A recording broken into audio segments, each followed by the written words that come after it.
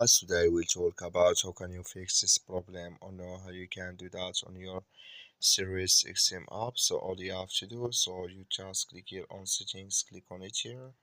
When you just click on settings, it's going to show for you list like this here.